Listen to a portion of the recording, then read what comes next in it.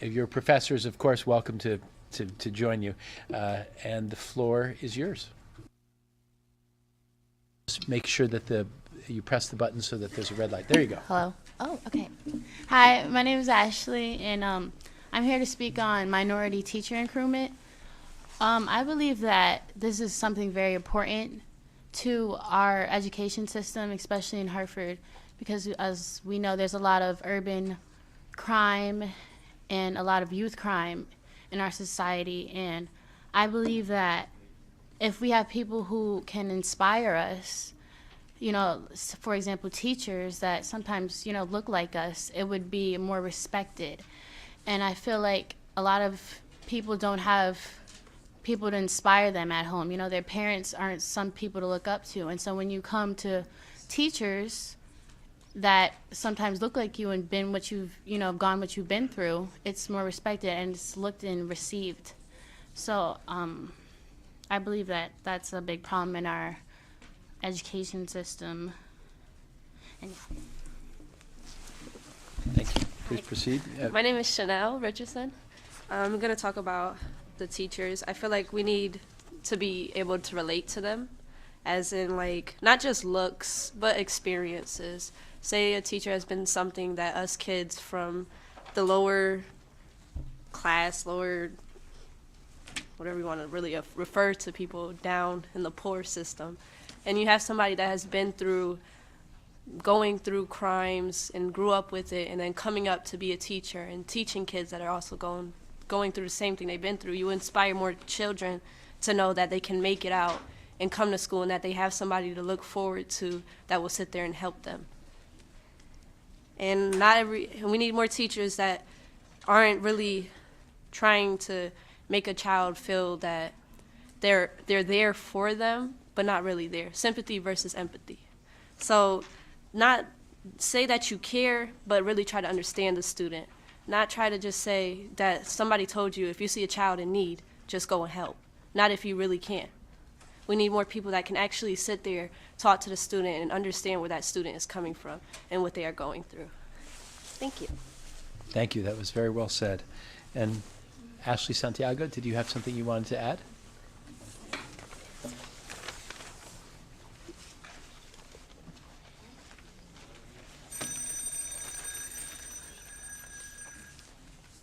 Hi, my name is... Oh, sorry. Ashley Santiago, and I think there should be more Hispanic Latino teachers.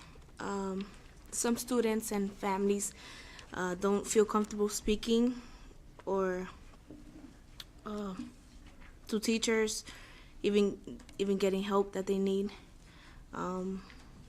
I personally will feel more comfortable speaking to a Hispanic teacher because I am Hispanic myself. Even though I speak and understand English, I feel like I have more connection to Hispanic teachers when it comes to help. This relates to race because when we see a dominant race, we start to believe that that's the only race we can achieve. I think there should be more teachers of our own race to communicate and see each other's backgrounds. Thank you. Very well said. And Professor, did you have anything you wanted to add to the good comments of your students? Yeah, I'll just add that obviously I'm a white teacher and my education at Hartford Public High School has been profound around this issue and the need for minority teachers. I think 92% of the teachers in this state are white and about 42% of our students are minority students, and that is an imbalance that we have to rectify.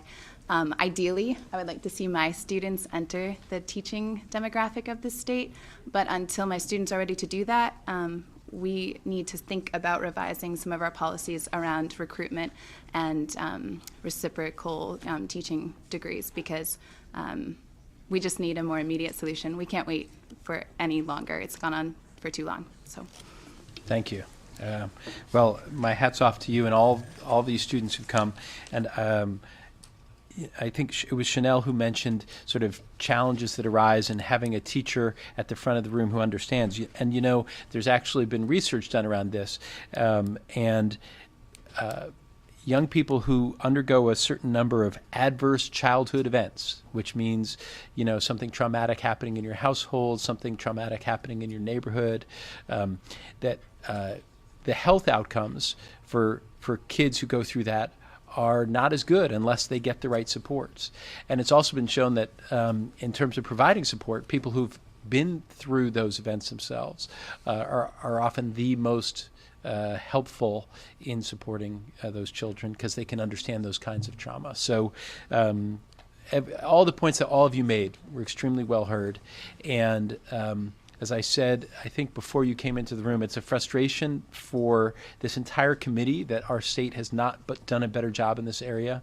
One of my colleagues just pointed out to me that in your city of Hartford, the percentage of minority teachers has dropped from 30% to 20% over the last decade. So we're struggling in Hartford, we're struggling across the state, and it's not okay. It's not okay because it's not helpful for our diverse student body to not see themselves represented at the front of the classroom. So your points are very well heard, and they were very well stated, simply, directly, beautifully. We appreciate your taking the time.